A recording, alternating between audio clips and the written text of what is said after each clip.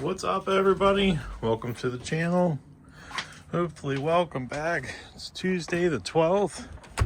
Got our first snow yesterday. Guess we had a low of about 23 24 degrees last night.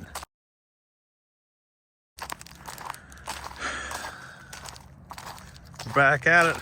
We gotta try and wrap up this Vevor Tankless propane water heater project. I've been watching these videos. We're in the old harbor hut. It's like a bomb went off in here because of having everything moved around. In the previous video, I got my heat shield installed with those spacers that I made, and got this wall covered in wood and trimmed out with that cedar trim, and the thimble in. Yeah, it was, custom made that, and the wall pieces. But yeah, so fortunately, the solar system's hanging tough. This thing does produce some heat. I'll throw some photos in here so you can see what we got going on.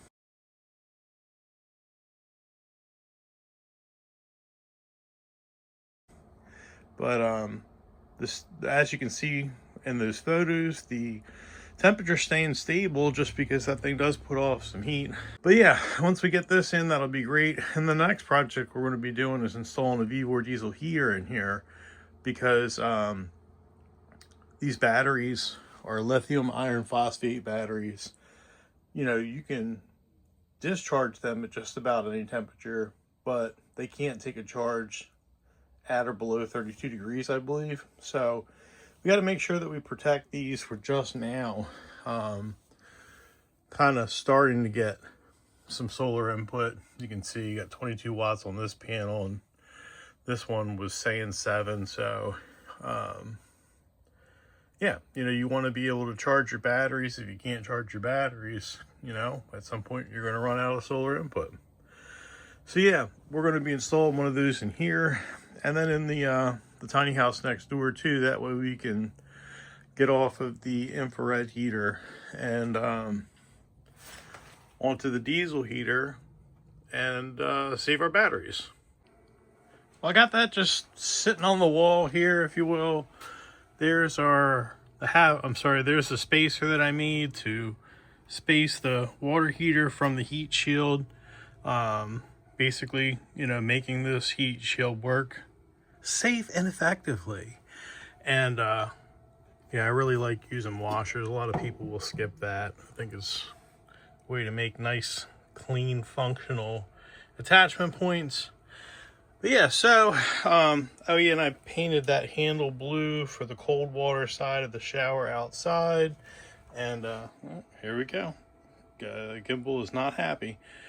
So what I did is kind of stuck that through the wall, and I realized that I had to make a little adjustment here. This is the plate that goes on the wall, so this guy here needs to be able to clearance that spacer.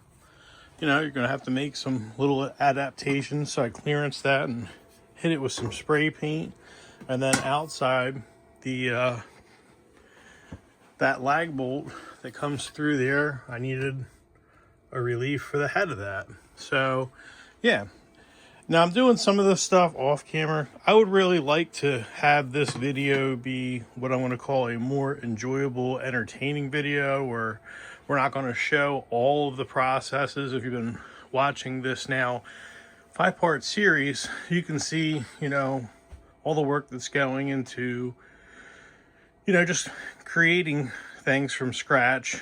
And that stuff takes some time and effort.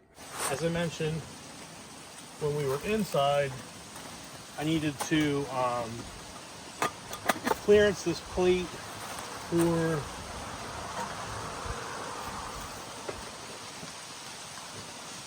this fastener right here, and I think that looks really nice. I just used my Unibit to do that, and I think that came out nice, and I like that. So like I said, I had verified the angle. I basically just took this plate, marked where the holes go on the wall, and then just pre-drilled my holes for these 3/8 zinc plated 1-inch lag bolts That way we can secure that to the wall. Now I'm sure you're noticing that I didn't put any sealant behind this. Reason being is, you know, this is, I guess, what you call proof of concept. We haven't used this practically yet. I don't know if there's anything that I'm going to need to do or redo. And with that in mind, I'm just going to bolt it up here. Once we get everything hooked up, we're going to test it and make sure everything works. And if it doesn't work the way it's supposed to, we're just going to have to figure it out. Now we've got our inside plate. I'm doing this one second because, you know, what goes on out there affects what goes on in here.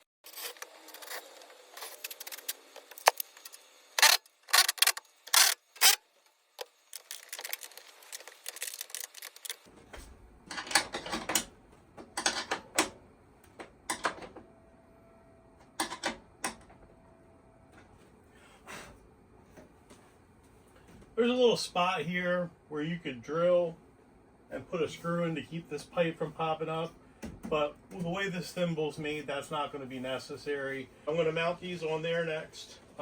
These are ready to go to PEX, and let's just keep it moving.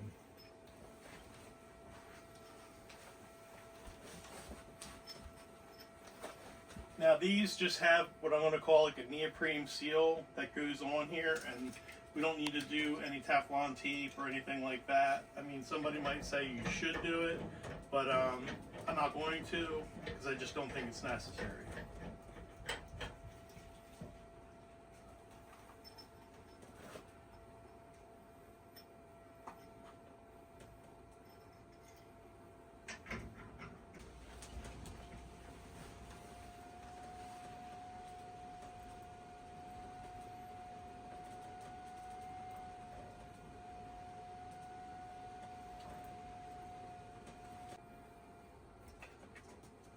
I just pre-tension these by hand because that seal is not necessarily something that you want to over tighten. And you know, I talk about over torquing and over tightening things on a regular basis. It's a really nasty habit you should be avoiding. I'll put a link in the description for these. These are really heavy duty brass. These seem to be a real nice product, and they actually put some effort into the packaging here, and they did give me some extra seals and whatnot. There it is. You can see I got it off of Amazon. That's what it is. I'm going to leave them in the off position. That way when I go to attach my PEX plumbing to these, I have clearance for the tool. Well, I guess it's the moment of truth. Got this thing hooked up. I didn't really show doing the PEX plumbing. I feel like this stuff is just kind of real simple and straightforward. Not a whole lot to see there.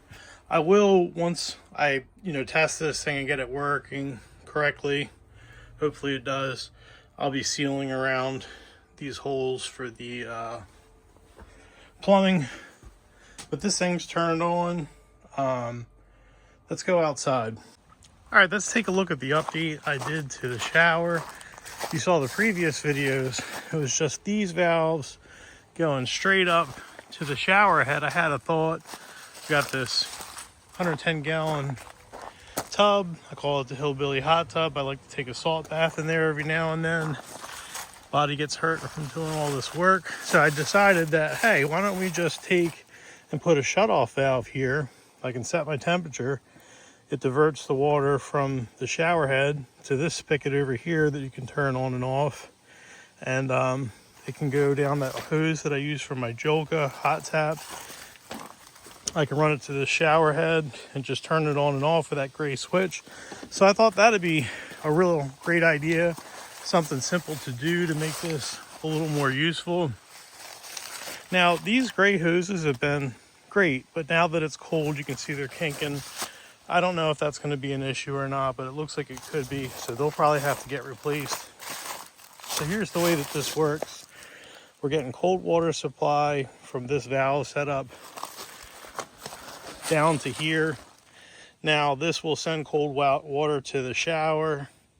it'll send cold water to the washer and then also to the hot water heater. Now this is the hot side, so the hot water comes out of the water heater, right? And you know, this might not look super exciting, but I didn't really want to run this plumbing inside just because I got my solar system in there and all that. So I'd like to keep the water away as far as possible from that, because if we had some type of plumbing issue, that would be catastrophic. So this is the dispersal for the pressure relief valve. I'm just letting that dump. It should never happen. If it does happen, there you go, it's outside. So this hot water comes over here and tees. So it's either going to, well, it'll go both ways because that's just how water works. But I'm just saying it tees there, so it's supplying where it goes to the washer. Same thing with the cold water. The cold water can go straight to the washer or into the input for the hot water heater. Now, if you didn't watch the video where I did the washing machine install, this is where the hot and cold water goes into the old harbor hut. And if you look at the grade here, that's all going downhill. So now when I unplug those connectors, everything's going to gravity drain. So normally you wouldn't need to be concerned about this except for in the winter. But I would like to have this area here set up to where if I want to go chase hail, or if I want to go on a trip or whatever, I don't have to worry about having any of these spaces climate controlled. All I have to do is just come over here to these quick connects, unplug them, and the system will drain. So it'll drain on its own. I don't have to do anything. If you have a cabin or RV, you know how convenient that is. And that was how everything was done in mine. So I guess let's throw some water to this thing and see what we got going on.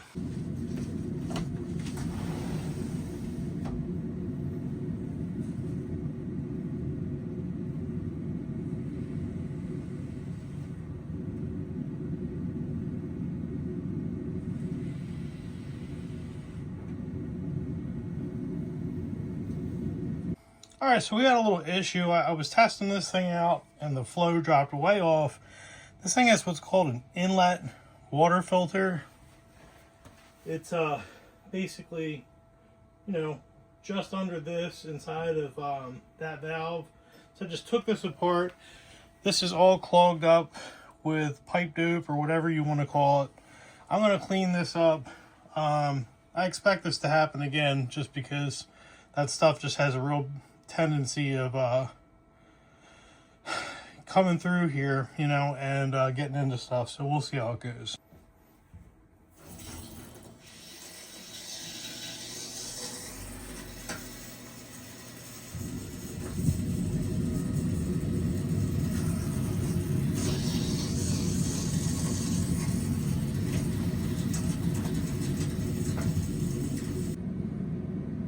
Okay, so I've got that filter cleaned out.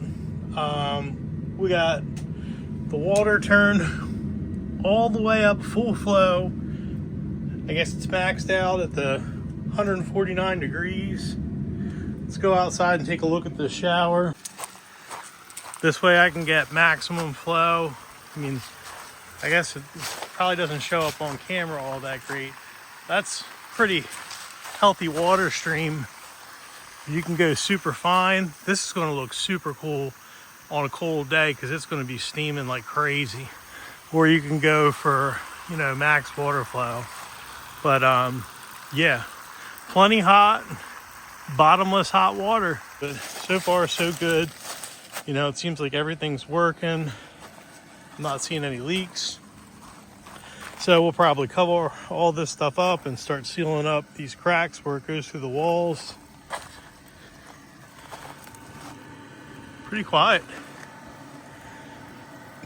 The amount of heat that's coming out of here, I can almost grab it. I guess it's not really worth checking with a temperature gun or anything like that, but I can keep my hand on this. Yeah, so I like this. Drop a comment if you're still watching. Let me know what you think.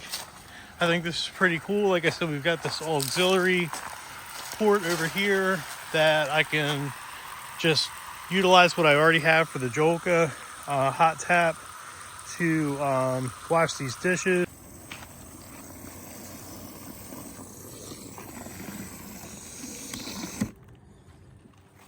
This is where I can run that shower head right over here to this Hillbilly hot tub and fill that up. I gotta tell you, man, you know, this February will be 4 years out here, and I hate to be redundant, but I've been doing all this stuff backwards. Like, something like this should have been one of the first things that I did, to where you can get a really, really awesome shower after a hard day's work, no matter what the temperature is outside. So yeah, I appreciate you guys watching. If you're still watching this and you find this interesting, you think maybe you might want to see some more content similar to this, hit the subscription button. It's free. It really helps the channel out. At this particular point, I'm at like 3,910 watch hours. So I'm like, you know, I'm right at the cusp of starting to get some money out of this. It won't be much because, you know, this isn't, you know, one of these big, huge, major channels. But, you know, I started this channel at the beginning of this year. It's been a long time coming, trying to get this channel monetized. So, you know, if I can get monetized, maybe I can eventually start getting some sponsored videos or some partnerships and different stuff like that. But yeah, hit the subscription button, guys. Drop a comment. Let me know what you think about this project. And I'll see you all in the next one.